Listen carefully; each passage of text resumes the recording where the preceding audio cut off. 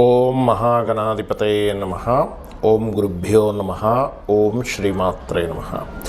పరమేశ్వర స్వరూపమైనటువంటి జ్యోతిష, వాస్తు మరియు ఇతర అనేకమైనటువంటి శాస్త్రములను మనకు అందించినటువంటి మహర్షులకి నమస్కారం.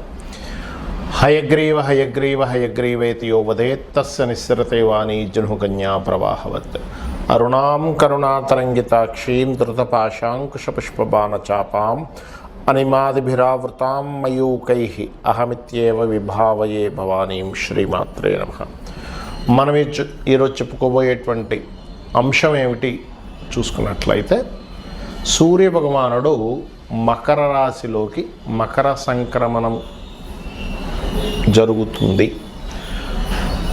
14 జనవరి ఉదయం 8:56 ప్రాంతంలో మారనున్నాడు.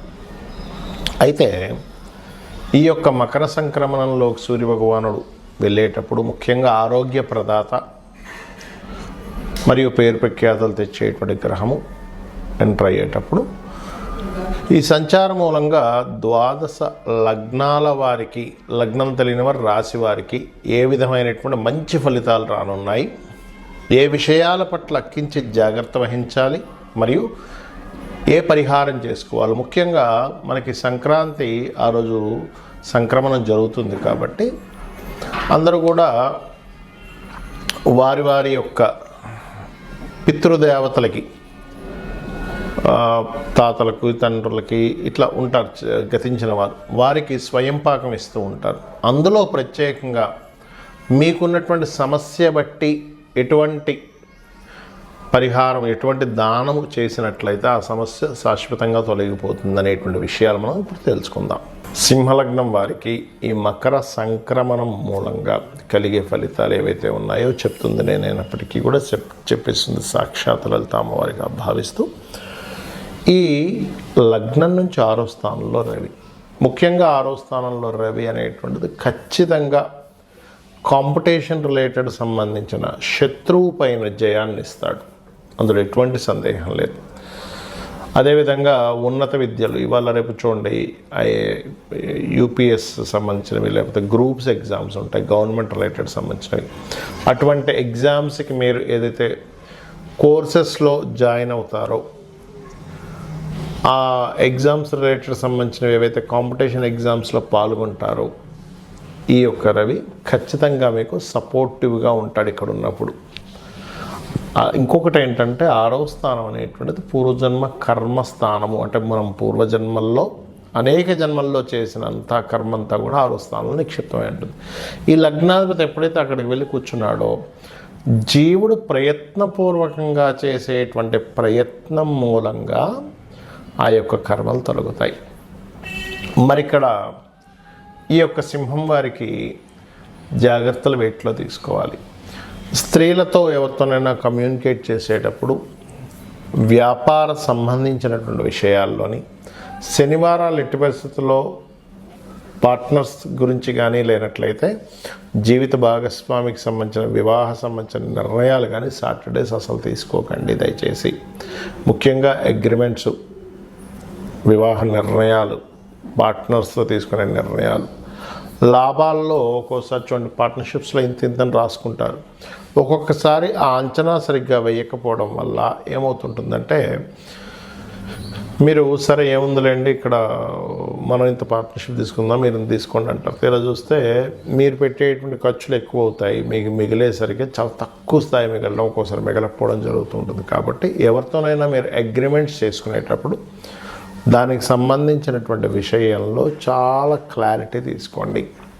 ఇక మీరు చేయవలసినటువంటి దేవత ఆరాధన ఏమిటి చూసుకున్నట్లయితే, మీరు ఎక్కువగా దత్తాత్రేయుని ఆరాధించాలి. స్వయం పాకం ఇచ్చేటప్పుడు కందులు, ఉలవలు, బెల్లము కూడా దానంగా ఇవ్వండి, అన్ని విధాలా బాగుంటుంది. చాలామందికి జాతచక్రం ఉండదు, డేట్ ఆఫ్ బర్త్ ఉండదు, టైం ఉండదు, కానీ మేము ఏదో ఒకటి చేద్దాం అనుకుంటున్నాము. మరి పర్టికులర్గా తీసుకోవాల్సిన జాగ్రత్తలు కానీ ఏం తీసుకోవాలి అంటే, సహజ జాతక చక్రం అంటారంటే, మీకు అందరూ కూడా ఇప్పుడుండేటువంటి రవి సంక్రమణం దేని మీద ఎఫెక్ట్ ఎక్కువ చూపిస్తుంది. మకర రాశిలో దశమ కేంద్రంలో ఉన్నప్పుడు అందరూ జాతకం ఉన్నా లేకపోయినా ముఖ్యంగా తీసుకోవాల్సిన జాగ్రత్త అగ్రిమెంట్స్ ఒకటి, వివాహ సంబంధించిన విషయాలు ఒకటి, లాభ అంచనాలు వేసేటువంటి విషయంలో పర్ఫెక్ట్గా తీసుకునే జాగ్రత్తలు తీసుకోవాలి ఒకటి.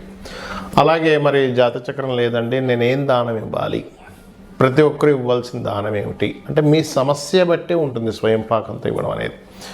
ఇప్పుడు ఉదాహరణకి ఎప్పటి నుంచో ప్రమోషన్ కోసం ఎదురు చూస్తున్నారు కానీ అవ్వటం లేదు, ఎప్పుడు ఏదో ఒక ఆఫీస్లో లేనట్లయితే కొంతమందికి చూడండి ఎంత పర్ఫెక్ట్గా జాబ్ చేస్తున్నా బాస్తో ఇబ్బంది ఉంటుంది. ఎందుకంటే మీ పక్కన ఉండేటువంటి వారు మిస్కమ్యూనికేట్ చేస్తుంటారు బాస్కి. మీరు బాగా వర్క్ చేస్తున్నా కూడా ఏమంటే అతను పెద్దగా వర్క్ చేయట్లేదు, ఆయన తీసేయడం బెస్ట్, అలాగా ఇలాగా. ఎందుకంటే వాళ్ళకేదో సంథింగ్ మీ మీద జెలస్ ఉంటూ ఉంటుంది.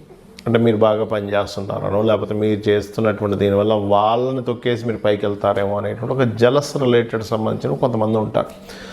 అలాంటప్పుడు మీరు ఈ మకర సంక్రమణం జరిగే రోజు కనుక మీరు స్వయం పాకంతో పాటు గోధుమలు కనుక దానంగా ఇచ్చినట్లయితే పితృదేవత అనుగ్రహం మీకు మంచి పేరు ప్రఖ్యాతులు తెచ్చేలా చేస్తుంది.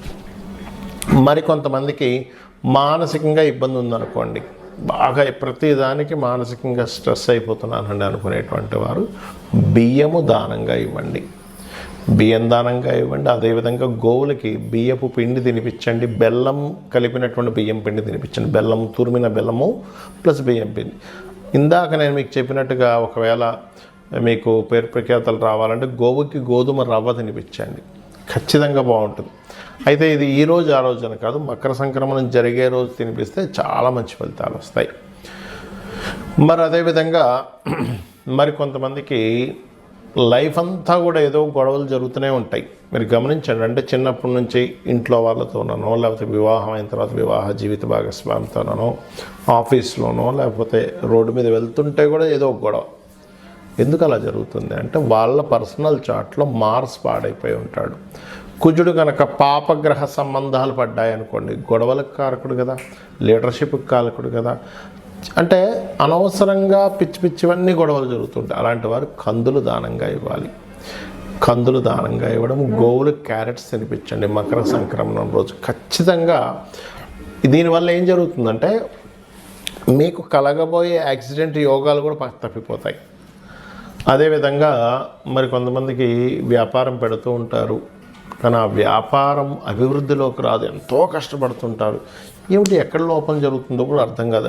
అడ్వర్టైజ్మెంట్ చేపిస్తారు, అదేవిధంగా నలుగురికి తెలిసేలా చేస్తారు, ప్రోడక్ట్ కూడా బాగుంటుంది కానీ ఎక్కడో ప్రాబ్లం వస్తుంది. దానికి కారణం ఏమిటంటే బుధగ్రహం ఎక్కడో పాడైంది మీ జన్మజాతకంలో, అంటే పాపకత్తిరిలో ఉండడమో నీచ స్థానంలో ఉండడమో జరిగింది. అలాంటప్పుడు ఈ యొక్క పితృదేవతలకి మకర సంక్రమణం జరిగే రోజు ఇచ్చేటప్పుడు పెసలు కూడా దానంగా ఇవ్వండి. అదేవిధంగా గోవుకి ఆకుకూరలు, అంటే ముఖ్యంగా అందులో గోంగూర తినిపించండి.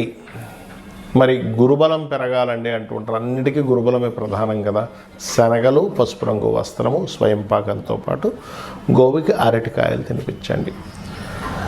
వివాహం అవ్వట్లేదండి, వివాహ సంబంధించిన విషయంలో చాలా ఇబ్బంది పడుతున్నాం, లేదా అసలు ఫైనాన్సే చాలా ఇబ్బంది అవుతుంది అనుకునేటువంటి వారు ఫైనాన్స్కైనా వివాహానికైనా ఒకటే.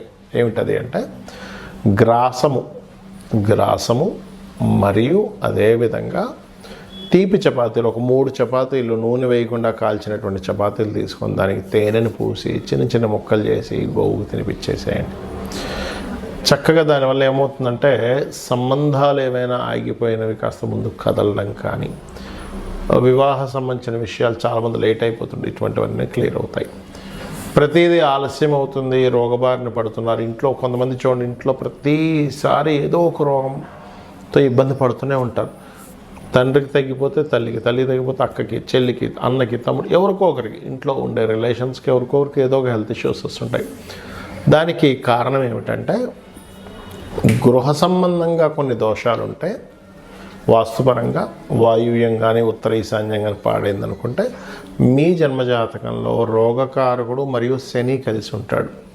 అలాంటప్పుడు దీర్ఘ వ్యాధులు, అంటే ఒక రోజులో ఒక పట్టాన పోవవి, అలాంటివి ఇబ్బంది పెడుతుంటారు. అలాంటి వారు నువ్వులు, లేదా మీకు దగ్గరలో ఆలయంలో ఉన్నట్లయితే శివాలయంలో అక్కడ నూనెని దానంగా ఇవ్వండి. మరి అనవసరమైన భయాలు ఉన్నాయండి అని అనుకునేటువంటి వారు మినుములు దానంగా ఇవ్వడము, గోవులకి 4 ఉండలుగా లడ్డూలుగా తయారు చేసి బెల్లంతో 4 ఉండలుగా తినిపించడము. ఆటంకాలు ఎక్కువగా జరుగుతున్నాయి అన్నప్పుడు